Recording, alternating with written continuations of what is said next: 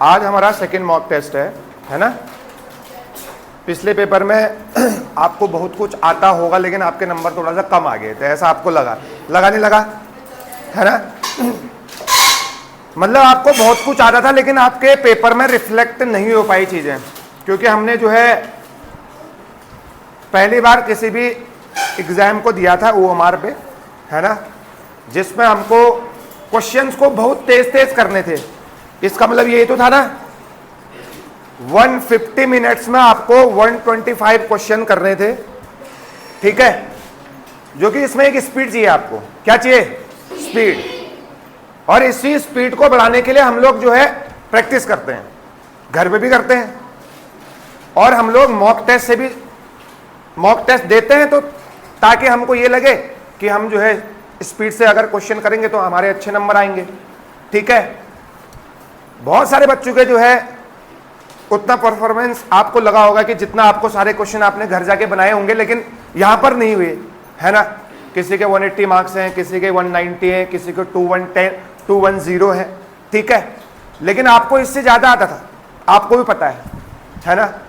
किसी के क्वेश्चन छूट गए, 20-30 क्वेश्चन मैथ्स में छूट गए, किसी ने क्वेश्चन पढ़े नहीं, कोई 4-4 गोले भर रहा है, कोई 3-3 गोले भरता है। आपको ऐसी गलती नहीं करनी है ना। लेकिन आपको पता चल गया होगा OMR को कैसे भरना है। चला नहीं चला बताओ। हमको सबसे पहले यह ध्यान में रखना है कि OMR में गलती नहीं करनी है। OMR में गलती नहीं करनी है। गलती का मतलब यह हो गया हमको 2 गोले तो लगाने ही नहीं है, ठीक है। उससे क्या होगा, आपका क्वेश्चन चाहे पहले गलत हो गया था फिर सही हुआ तो आपको नंबर 0 ही मिलेंगे, क्योंकि आपने वहां पर जो है ओवर राइटिंग कर दी है ना। और कुछ बच्चे जो है लास्ट में OMR फिल कर रहे थे, ऐसा भी नहीं करना है। मैंने आपको बताया भी था ना परसों में, लास्ट टेस्ट में आपको बताया था जो हमारा मॉक टेस्ट 1 था कि आपको एक सेगमेंट करके OMR भरने हैं। उसके बाद अगला सेगमेंट, अगला सेक्शन जो भी आप करेंगे फिर OMR भरिए, अगला सेक्शन जो भी करेंगे उसका आप OMR भरिए साथ साथ ही।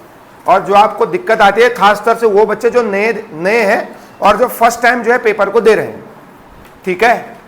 इस बार का पेपर पिछली बार से और अच्छा बनाया हुआ है, ठीक है, और अच्छे क्वेश्चंस हैं।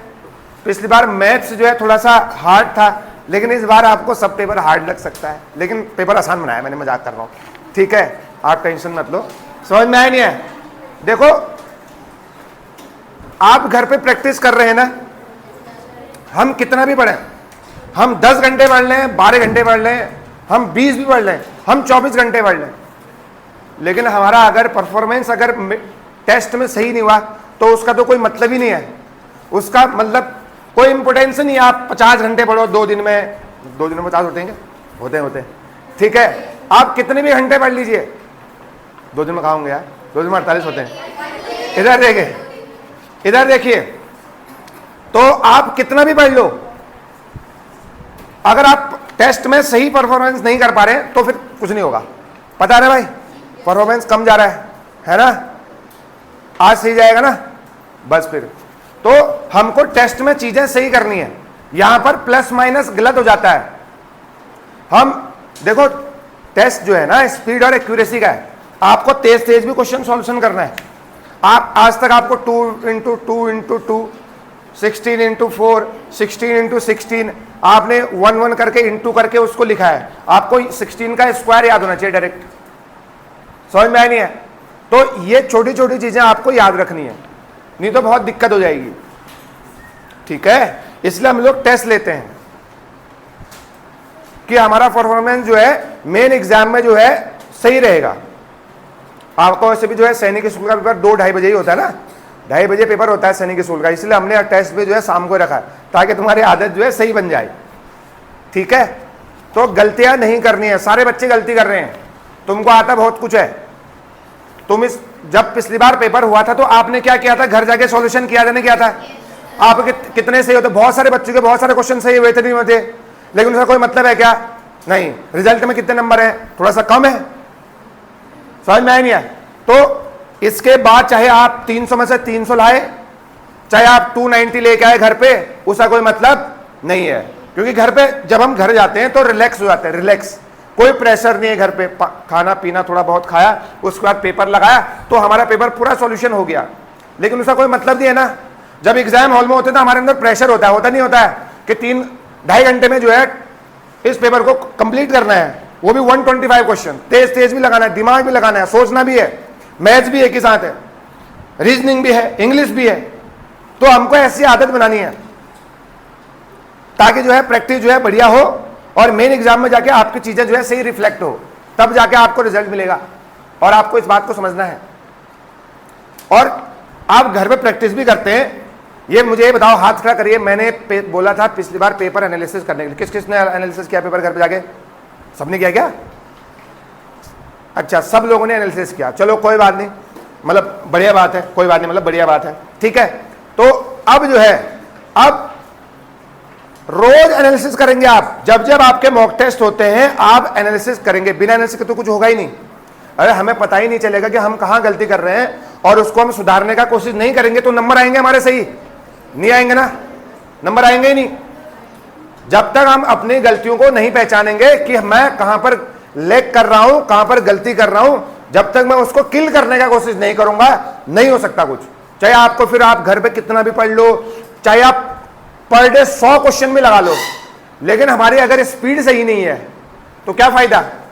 आप सुबह से लेकर शाम को तक मैथ्स पढ़ रहे हैं, आपने 100 क्वेश्चन लगाए, आप 100 क्वेश्चन 100 मिनट में लगाए, कितने मिनट में लगाने हैं? 100 मिनट में। आप 100 क्वेश्चन 150 मिनट में लगाइए, 150 मिनट में, है ना? तो तब जाके मैं बात मानूं। आप सुबह से लेकर शाम लगा देंगे, ये तो टाइम वेस्ट हो गया आपका, क्योंकि आपको पेपर में तो कितने मिनट में करना है? 2.5 घंटे में जो है 150 मिनट में आपको 125 क्वेश्चन करने हैं। इसका मतलब है स्पीड मैटर करता है। क्या मैटर करता है? स्पीड मैटर करता है। और स्पीड कब आएगी? जब आपको चीजें टिप्स में याद होंगी। मैंने पहले भी कहा था, है ना, अगर आपको कोई जीके का क्वेश्चन है, कोई इंग्लिश का क्वेश्चन, अगर आपको सोचना पड़ रहा है, इसका मतलब है आपको उस टॉपिक में कमांड नहीं है। इतना आप याद रखिए। आपने क्वेश्चन पढ़ दिया, भाई लाल किला किधर है, आपको पता होना चाहिए इधर है, डायरेक्ट टिक मारो। यानी कि सोच रहे हैं कहां बताया था सर ने, इसका मतलब आपका 1 मिनट तो वैसे चलेगा ना, और सामने वाले ने 1 मिनट में 3 क्वेश्चन कर दिए होंगे जिसको सब याद होगा। आपको वहां टाइम बचाना है आपका। रीजनिंग आपको तेज तेज करनी है, जीएस आपको स्पीड से करनी है, इंग्लिश आपको स्पीड से करनी है। अरे तभी तो मैथ्स में सोचने का टाइम मिलेगा। अगर आप जो है जीएस में ही टाइम लगा देंगे और रीजनिंग में टाइम लगा देंगे और इंग्लिश में टाइम लगा देंगे, तो क्या आपके लिए मैथ्स के लिए टाइम बचेगा? नहीं बचेगा। तो पेपर तो छूटना ही छूटना है। अरे बात समझ में आई नहीं आई? तो आपको ये सब्जेक्ट को बहुत ही खतरनाक और बहुत ही मतलब धांसू तरीके से आपको इनको कमांड में रखना है। समझ में आई नहीं है? तो इन सब्जेक्ट को आप कमांड में कब रहेंगी? बताओ कब इन सब्जेक्ट पर कमांड होगी? जब हम जो है बहुत बार प्रैक्टिस करेंगे, इसका रिवीजन करेंगे। बात समझ में आई नहीं आई? और घर पर अगर आप प्रैक्टिस करते हैं, चाहे मैथ्स की करें चाहे इंग्लिश की, कुछ की प्रैक्टिस कर रहे हो, आपको क्वेश्चन को तेज तेज बनाना है। आपको स्पीड से सॉल्यूशन करना है। कैसे सॉल्यूशन करना है? स्पीड से। अरे तभी तो जाके पेपर में आपको स्पीड से सॉल्यूशन होगा। आज तक आपने उसको स्पीड से करा ही नहीं है। आज तक आपने जो है पूरे दिन भर जो है 100 क्वेश्चन कर रखे हैं, उसका कोई मतलब ही नहीं है। समझ में आया नहीं है? तो आपको घर में प्रैक्टिस भी करनी है, तो तेज तेज दिमाग दौड़ाना है अपना। हाँ, ये ऐसे सॉल्यूशन होगा, ऐसे सॉल्यूशन होगा, और तेज तेज आपको पेन चलाना है। समझ में आया नहीं है? और जो ये कंपटीशन एग्जाम है, सैनिक स्कूल का, आरएमएस का, जो भी एग्जाम है, ये सब का सब स्पीड और एक्यूरेसी का खेल है। जिसने सारे क्वेश्चन पढ़ दिए, जिसने सारे क्वेश्चन में पहुंच गया कि ये क्या कह रहा है, ये क्या कह रहा है, उसका सिलेक्शन हो जाएगा। बात समझ में आई नहीं आई? हम क्वेश्चन नहीं पढ़ पाए और तुम तो मैथ ही छोड़ दे रहे हो। मैथ ही अगर आपसे छूट जाएगी तो मैथ्स का तो एक क्वेश्चन कितने नंबर का है? 3 मार्क्स का है। बात समझ में आई नहीं आई? दिक्कत है। और मैथ्स में आपके तो गलत ही नहीं होनी चाहिए। मैथ्स में आपका टारगेट होना चाहिए 150 में से 150। रीजनिंग में आपका टारगेट होना चाहिए 50 में से 50। और इंग्लिश ग्रामर में आपका टारगेट होना चाहिए 50 में से 50। जीएस में जीएस अनप्रेडिक्टेबल है। जीएस अनप्रेडिक्टेबल है ना, क्वेश्चन किसी तरह का भी आ सकता है। अब वो हमने पढ़ा है नहीं पढ़ा है, अब वो उस पर डिपेंड करता है। समझ में आया नहीं है? तो जीएस जीके तो बहुत सारा है ना, जनरल नॉलेज तो बहुत सारा है। इस बार आरएमएस में जीएस जो है बहुत तगड़ी जीएस पूछी गई थी। 30 नंबर बहुत बड़े नंबर थे। आउट ऑफ 50 30 मार्क्स बहुत थे। 30 मार्क्स तो जीएस जीके का पेपर बहुत टफ आ गया था। अगर तुम्हारे लिए टफ है तो सबके लिए टफ है ना, समझ में आया नहीं है? अगर तुम्हारे लिए टफ है, तुमने कभी पढ़ाई नहीं ऐसी ऐसी चीजें, तो सबके लिए टफ है नहीं है, बताओ? वो सबके लिए टफ होगा। बट मैथ सबने करी होगी, इंग्लिश सबने करा होगा और रीजनिंग सबने करा होगा। बात समझ में आई नहीं आई? दिक्कत है किसी को? अरे आज मेरी बात समझ में आ गई नहीं आ गई? आज जो है फिर से आपका टेस्ट का परफॉर्मेंस बहुत बढ़िया जाना चाहिए। क्वेश्चन को आपको पूरा पढ़ना है और स्पीड से करना है। आगे बात समझ में? ऑल द बेस्ट आपको। आओ इधर ले आओ, जितने बुलाऊंगे उतने आएंगे।